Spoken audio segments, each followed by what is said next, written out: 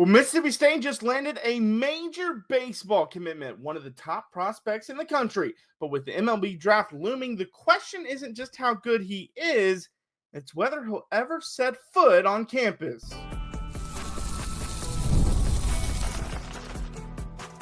You are Locked On Mississippi State, your daily podcast on the Mississippi State Bulldogs, part of the Locked On Podcast Network, your team every day. Well, thanks for making Locked On Mississippi State your first listen every single day. Part of the Locked On Podcast Network, your team every day. Today's episode is brought to you by Gametime. Download the Gametime app, create an account, and use code LOCKEDONCollege for $20 off your first purchase. My name is Jaron Spoor. I'm a national college football writer at Athlon Sports. Landon won't be able to join me today. He's actually having some internet issues. My internet's been a little spotty, so I apologize if there's any issues on my end, but yeah, he won't be able to join us because of that. But we've got a really good show for you today. It's our first solo show we've ever done. So we'll see how that goes. It's going to be different having to run all the controls by one person. But let's get into it. Jack Bauer committed. We're going to talk about that. Then a little later on, Brian O'Connor did a one-on-one with the On3 site. Maroon and White Daily, I believe, is who it was with. And it was a great interview. He talked about why he decided to keep Justin Parker. And then he ended it by talking about the importance of why you keep, how important it is to keep players that are already there when you change to a new school. And so we're going to talk about that. But let's talk about Jack Bauer, because that's obviously a massive commitment. So for those that don't know about Bauer, he was the top high school prospect, or is for the 2025 class. He throws pitches over 100 miles per hour, and he's a left-hander. He flipped his commitment from Virginia to Mississippi State. So he was committed to Brian O'Connor at Virginia. He's from Illinois. He posted on his social media. He just said, Starkville, let's ride, #committed. But this is kind of the negative part about it, because he's such a high-rated recruit. You just don't know if he's going to stay or if he'll end up going to the MLB draft. So he is ranked as the number 17 national prospect in the 2025 recruiting class. That's according to Perfect Game. But he is the 37th ranked prospect for the 2025 MLB draft, which is set to take place in July. If he gets picked and then signs with an MLB team, he'll obviously lose his college eligibility. Otherwise, he wouldn't be draft eligible again until after his junior season of college. So kind of according to his draft profile page that's on MLB.com, his fastball reaches 100 miles per hour and has topped up to 102 in a game. I thought I saw 103 somewhere, but it could have been a mistype. But 102 is what this says. And it's the fastest pitch ever by a left-hander in high school. And he's measured at 6'3", 190. So he's a very big kid. But, obviously that'd be a massive thing if he would join this team and join that what could be a special year next season. There's only 2 high school pitchers that are ranked higher in the MLB draft than Bauer. And he actually becomes Mississippi State's second highest ranked prospect in the 2025 class, behind Purvis Joseph Parker, some call him JoJo, at number 16 in the country. So this is shaping up to be a very special class. And, Mississippi State has landed 8 transfers since the portal opened.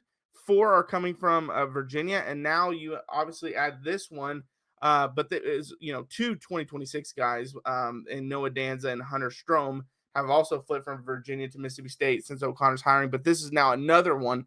And we talked about, when we talked about Danza on yesterday's podcast, we said you wonder if that's kind of the dominoes that are going to start falling, where you're starting to finally see, because it's kind of taken some time for those Virginia guys to start decommitting and then coming to Mississippi State, or decommitting and going elsewhere. And I believe Bauer was one that we mentioned early on, was a guy that wasn't necessarily decommitting. He was just kind of wait. I can't remember if he necessarily decommitted or if he just said, or if he did decommit and he wanted to reassess everything. But I know he wanted to reassess things.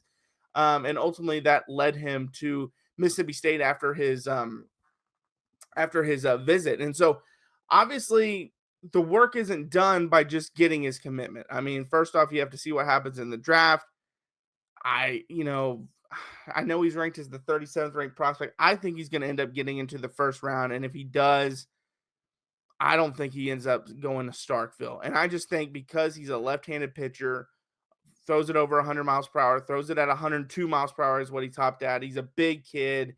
No pitcher's ever thrown that fast as a high schooler. I just think there's so many MLB teams that need pitching. And he's a guy that has so much potential that they're going to take a flyer on him early on. And just see what he can actually do. And and even if that means develop him for a few years, so be it. I wish I could be a little more upbeat about him committing, which I will say, anytime you get a commit, like that's a big deal. Like it doesn't matter. It doesn't matter if he's going to go to the MLB draft or not. And I get like when you see a guy commit like that, you are kind of like, okay, I don't want to get too excited because I want to see what happens here. And I understand that because you don't want to get overexcited and then he just goes to MLB draft. So you want to wait and see what ends up happening. What does he decide to do with his career? But the one thing I will also say, NIL has changed the game. Because what NIL has done is it's now giving these guys the ability to get paid immediately when they go to college. They don't have to say, man, I don't want to go to college because I'll have to sit for 3 years. And as I'm sitting for 3 years, I then am not getting paid at all. And then I have to go to the minor leagues at first. And when I'm in the minor leagues, I'm not getting paid very much. I'm riding a bus. I'm doing all this stuff. And so I'd rather jumpstart the minor league process so I can get in now. And then by that 3rd year where I would still be in college, I'm now in the major leagues or something like that. And so NIL has changed the game. You can now just go to the pros or go to college, get paid immediately. And so I think you are going to start, and you have started to see some guys that, looked like they would more than likely would have gone to the MLB draft any other time, but now are deciding to stay back. Now you're still top guys like, we saw Jackson Holiday a few years ago decided, yeah, I'm going pro out of high school, and he was the number 1 pick. I believe, yeah, he went number 1. And then, he got on the roster like the first year, and I believe he starts this year. I haven't followed his career too much, but you see some of that. But overall, it just NIL has made it more competitive to keep some of the guys like a 37th ranked prospect. And also I wonder how much him deciding to stay would impact Pico, because if he decided to stay in the draft, that's one other guy that could go ahead of Pico, which pushes Pico down farther. And if he decides, obviously he'll stay in the draft and get drafted, but if he signs or doesn't sign is what I'm talking about. So does it affect him at all? Maybe it doesn't. Maybe it does. We'll see. Maybe him getting drafted, not signing, say, yeah, I am going back, makes Pico go, you know what? I might go back too, because this is really shaping up to be a good team. So, we talked on Monday's podcast. They're starting to get a lot of arms, a lot of experienced arms, but you don't have that ace. You hope Evan will become that or Tomas will become that, because those are guys that have all the ability in the world to become that. So you hope they become that, but you don't know if they will become that. So you have to kind of wait and see on that part. As far as this guy, that would be another added arm that has a ton of potential, a ton of upside to be a starter that you just hope pans out and can live up to that. Because in reality, in a perfect world, Evan, Jack, and Tomas are 3 legit starting pitchers if they can pitch up to their potential and their level. They're legit starters, and Mississippi State hasn't had that in recent years. I mean, just last year we looked at it. Pico was a legit starter. Evan became one towards the end of the year, but he wasn't earlier in the year. And so Mississippi State basically was a 1.5 starter team for a lot of the year. And I think that wore Pico out. I think that wore him down. And so this gives them a 3rd starter, legit starter. Obviously, I guess you can't really say for sure a legit starter just because he's a high school kid, but he's got all that potential to be a legit starter. Then you throw in Ben Davis behind him. Then you throw in the 2 guys they got in the transfer portal that we talked about yesterday. You throw them on that. I mean, it's just, and then you got Ryan McPherson. I mean, you just look at this, what this staff could potentially be. And that's not with Pico coming back. That's with just the guys they have now and Bauer coming and not deciding to go to the stay in the draft and go to that route. And so, and Lane and I also talked about this the other day when I talked about NIL is making this more competitive. We're now seeing guys that are going to college, playing well, and then getting drafted after their third year. And they're getting on an MLB roster pretty quick in the MLB season, if not the next season. So it's not like they're now getting, because what was kind of happening before was they would go 3 years of college, then they would go to the minor leagues for 2 to 3 years, then they would finally get their chance to the major leagues, unless you were just an absolute, star like Steven Strasburg, Bryce Harper, guys like that. But that's just not really the case anymore. We're seeing more and more guys go there immediately. And that's just another wrinkle to it, because they could say, well, I could go 3 years of college. I'm getting paid more than I might even in the minor leagues. I'm also, developing while playing big time baseball, getting more notice, which is upgrading my draft status, which then when I get drafted, I'm going to get to the major leagues a lot quicker. All these things start going through a guy's head. But on the flip side, like I said, it's hard to say, like, well, if he gets drafted in the first round, would he actually consider staying out of the draft and going back and going to college? I think if Bauer gets drafted in the first round, you can probably say he's gone. I hope I'm wrong on that. Hopefully he gets drafted in the first round and still says, I actually want to go to college because I really want to play for Brian O'Connor. That's a perfect world. But we don't always live in a perfect world. So we'll see what ends up happening there. But we also have to talk about, coming up next, Brian O'Connor had some interesting words about Justin Parker and why he ultimately chose Parker as the guy to be the pitching coach. Obviously, Brian O'Connor probably deserves most of the credit for the Bauer addition, because he did all the legwork back when he was at Virginia. But if Bauer doesn't believe in Justin Parker, he's also not coming. So Parker played a big role in that, but we have to talk about that. That's coming up next. Well, there's nothing like the NBA playoffs. The intensity, the buzzer beaters, the fans losing their minds. It's the kind of atmosphere you must experience live, and this year's matchups are already delivering. If you want in, Gametime makes it fast and easy to get seats, even for the biggest playoff games. Prices on the apps actually drop closer to tip-off with killer last-minute deals, panoramic seat views, and no surprise fees. Gametime is a total game changer. I was just on the app not too long ago. I was looking at some different deals. I love it. First off, it's cheaper. I love the panoramic seat views. That was honestly a game changer when we were looking at my fiance and fiance's family. We were looking at going to the Thanksgiving game between Dallas and the Chiefs. And one of the big deciding points was, okay, what does the seating look like? Because we've only been to Dallas' stadium, AT&T Stadium, only once or twice. So what does the seating look like? Is it worth paying this money? Because obviously on Thanksgiving, price is going to be a lot higher. So is it worth paying this money for the seats? And it was great getting to see that. And then we were able to find the seats that we wanted and pay for them. And the app makes it ridiculously simple. Just 2 taps, done. You're done with it.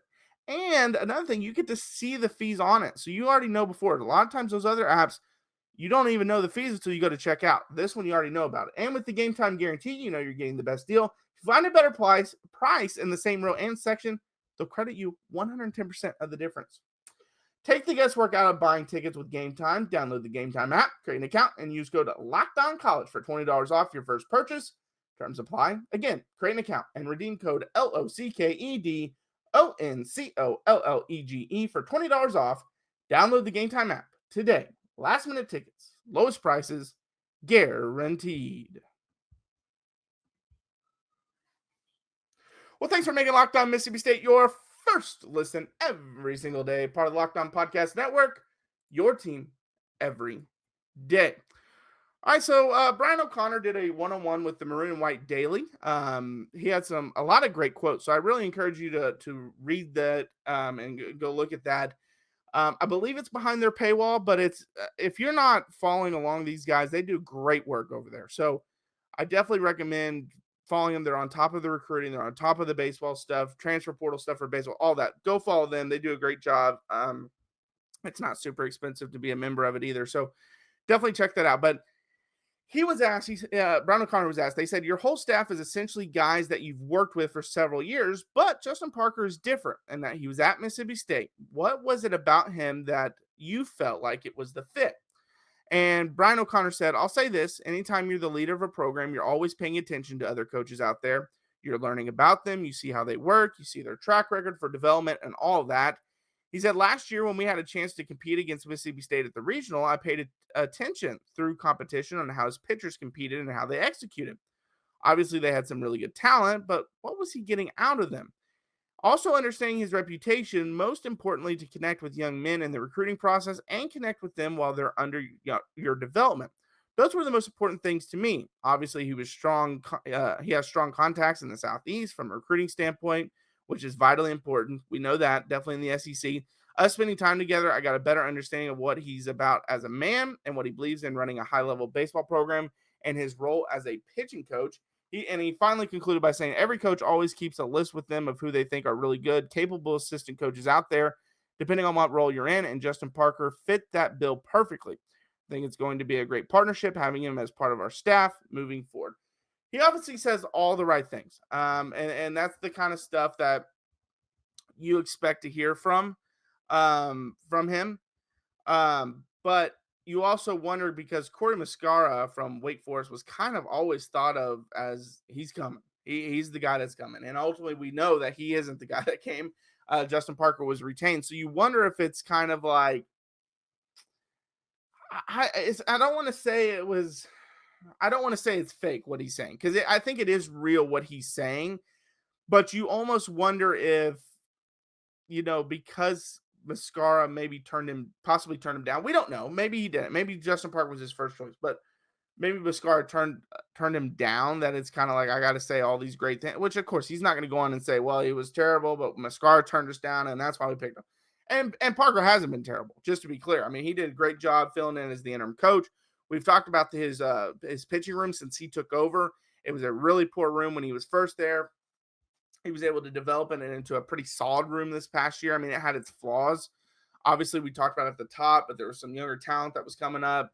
We didn't even mention, I don't even think we mentioned Ben Davis in the last segment, who was did a great job as a reserve pitcher. But there were some things, obviously like that he's done a great job building that room, and he's not done. And this room, especially if Bauer comes, like we just mentioned, has a chance to be his best room he's had. And then if you were able to add Pico or Bauer, it could be his best room he's had. Even if you don't get those guys, as long as Evan keeps progressing, as long as Ryan keeps progressing, as long as some of these guys under Tomas progresses, like it could still be the best room he's had since he's gotten there, because that's how bad the room was when he took over. But I just thought that also just says a lot about Parker.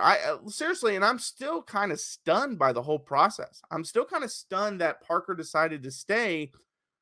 You just don't see that. Usually when a guy gets made interim head coach and does a good job, but isn't hired as the full-time head coach, there's no way that guy's coming back. Like he's gone. He's gone. He's not coming back because he's going to go pursue a head coaching job. And a lot of times he feels slighted by the athletic department for not hiring him and not trusting him after he showed he could do a good job. And so I thought, no, there's no way Parker's coming back. And Parker was also criticized quite a bit by a lot of people. We did it on the show. So it's not like it's like he was just having this great season and everyone loved him and all this stuff. Like there was a lot of people that criticized him. And so I was surprised when I saw that he was staying around just from that aspect. Glad he did, because he did a lot of good things so far in his tenure. And I think this could be his best room. Now, with that being said, he's got to produce now, because now you don't have the excuses of, well, you're building that room and it's getting better each year. Like now your room is where you want it to be. You got to go take the next steps. But I just thought that was a lot of interesting things said by Brian O'Connor. And I will say, it's not uncommon. Like coaches are always, when you're the leader, you need to pay attention to all the other coaches out there. And it's not because you're looking to replace your assistant. It's, what if my assistant leaves for another job? I have to have a replacement for him. Like I have to be ready to replace him. And he was, or he was looking around for those guys. Like if I had to replace this guy, who would I look at? And Justin Parker, it sounds like, came more on his radar this past season when it looked like Virginia might be in the same region as Mississippi State. Now, we obviously know they didn't end up making a regional, but it looked like at one time they possibly might be in the same regional. And so it sounds like that's kind of when he really started diving into Justin Parker, liked what he was doing as a head coach, as an interim head coach, liked what he was doing with the pitching staff, liked how his guys played and the kind of the moxie they played with. And that ultimately made the decision, I don't want to say easy, but somewhat easier to pick a guy like that. And so, I will keep saying it says a lot about Justin Parker as a person for saying, "Yep, I'll still stick around after everything that happened last year, after not getting the head coaching job. Like, I will still stick around." And so I think that's awesome. Awesome for him to do that. And it's great for Mississippi State as a program. I mean, it flat out great for them. But all right, coming up next, Brian O'Connor also talked about the importance of retaining players. A lot of times in this NIL era, when teams transfer, you lose a bunch of guys, you bring a lot of guys with you. But he talked about how it's really important just to keep the guys that were already there on campus. He knows you can't keep all of them, but we'll talk about why he thinks it was really important to keep a lot of the guys he did keep.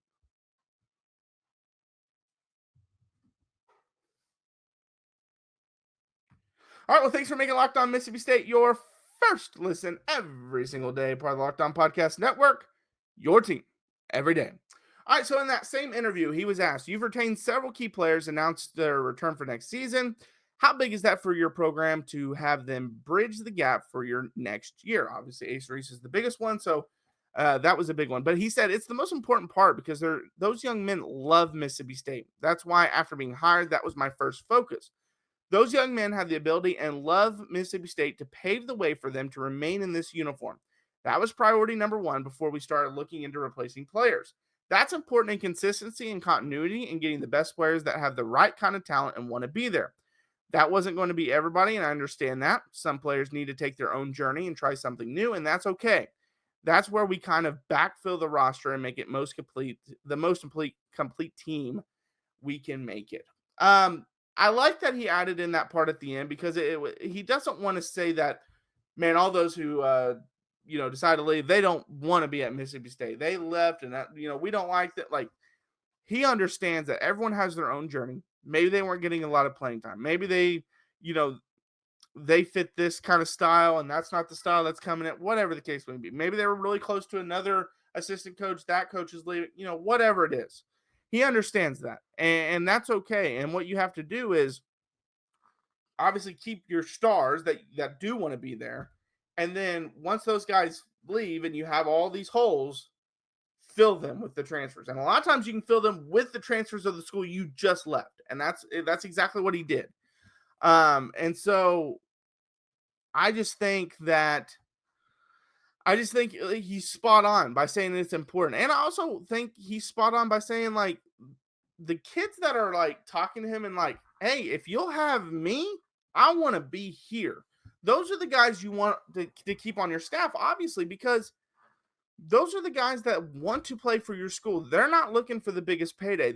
And I will say this, they're getting paid well to stay. Like, it's not one of those things that you just don't know, like, oh, or did they get paid a lot? Did they not get paid? Like, no, they're all getting paid enough to stay. Like, it's not just like, no, they're not getting paid at all. But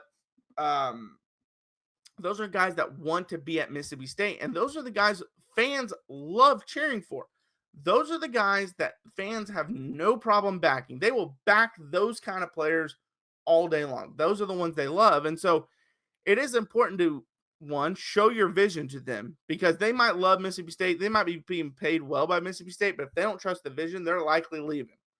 And so it is good that you showed the vision. They believed in the vision. They're also obviously getting paid well, but they love the school, and that's why they're still at Mississippi State. And because of that, now these transfers that are coming in that are also very talented players, they can at least teach them about Mississippi State, teach them about the culture, even though it's going to be a little different culture with the new coaching staff. And that's where those players will help. Like, because a lot of those players are from Virginia. This is how this coach likes to do things, and this is what we do. And they can feed off each other and have this great impact as a team. And then it could be the perfect ingredients for a very, very special season in Knoxville. But all right, well, thanks for making Locked On Mississippi State your first listen today. For your second listen, check out The Portal Show. Brian Smith has the latest rumors, portal entries, and signings, being the most informed fan on the rapid changes to the college football landscape. Find The Portal on YouTube or wherever you listen to your podcasts. I'm Jaron. Check out my work over on Athlon Sports. Landon will hopefully be back with us tomorrow. Hopefully you can get those internet issues figured out. Follow us on social media. We're on YouTube, Instagram, TikTok, Twitter. We post daily videos Monday through Friday on all those platforms. So check those out. We also post a comment in the YouTube section. We love your feedback and love interacting with you on that. We also post a poll that we love your feedback on that poll as well.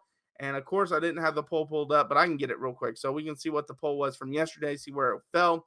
It was, how should Mississippi State address its pitching staff needs for the upcoming season? 43% of you said add more talent through the transfer portal. Well, you added it through the high school ranks, so there you go. Possibly, we'll see what happens. But prioritize finding a true ace was 29%.